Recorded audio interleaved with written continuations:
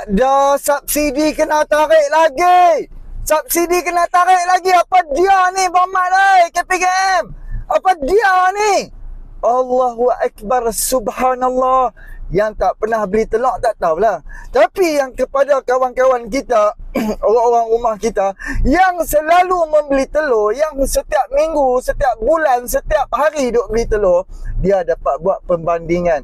Ketika harga yang diberikan subsidi sepenuhnya, harga satu papan berapa ringgit? RM12, RM14, malah sampai RM15. Telur mahal nak mampus. Itu ketika kerajaan bagi subsidi sepenuhnya. Dan apabila Kementerian KPKM 2023 menarik subsidi, umum tarik subsidi telur dan umum menarik subsidi ayam, Beb, apa yang berlaku? Para pengeluar-pengeluar telur ni pakat-pakat bersaing sesama mereka. Harga jatuh nak mampus. Satu papan RM3 pun ada, satu papan RM4.9 pun ada, satu papan RM5 pun ada, dua papan, tiga papan RM15. Sehingga tara tu kedai-kedai runcit boleh buat promosi untuk nak tawarkan harga kepada rakyat Malaysia. Beb, harga dah murah nak mampu, takkan hang nak bagi subsidi lagi? Awak hang nak satu papan RM1. Awak hang nak satu papan tu 3 kupang. Jadi ini adalah satu kejayaan yang besar di bawah Kementerian KPKM, di bawah Bang Mat kita.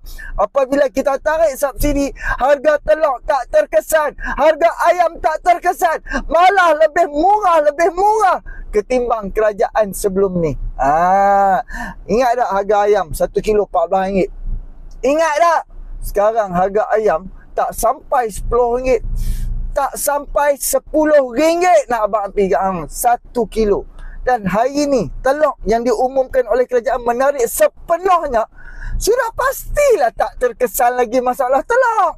Kan? Waktu duk ada subsidi, itu pun cerita apa? Itu yang waktu kerajaan umum tarik subsidi, ada lagi bahagian-bahagian yang diberi subsidi. Dan sekarang kerajaan putus sepenuhnya untuk telur, sudah pasti harga ayam lagi murah dan berlaku lambakan telur ayam. Ini baru bagus. Takkanlah hang nak RM1, mampuslah, lebih baik hidup dan mati hang aku tanggung. Payah betul lah.